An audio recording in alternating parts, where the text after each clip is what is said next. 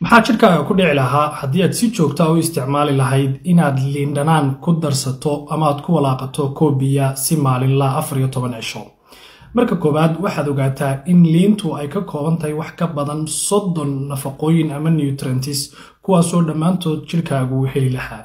midda labaad waxa ay tahay liintu waxay ka kooban tahay acidaasina waxa ay ka caawisaa caloosheenna in si fiican loo nuugo nafaqooyinka kala duwan iyo mineralska ama macdanaha. midda ugu horeysaana waxa ay tahay iron. midda ku xigtaa waxay tahay in liintu ay ka kooban tahay vitamin C aad u fara badan.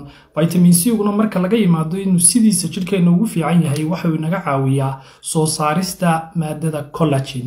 collagenna waxay u fiican tahay maqaarkeena, waxay u fiican tahay seedaheena, kala goysyadeena iyo qaybaha jirkeena dhammaantood. haddaba haddii aad joogtayso faa'iidooyinkaas oo dhan baad helaysaa. ha yeeshee haddii aad gaastari leedahay waxaad u baahan tahay inaad ka taxadarto qaabka aad u qaadanayso liinta biyaha lagu daray, waayo acid maadaama ay ka kooban tahay liintu wax macquul ah in calaamadaha gaastariga ay ku kiciso.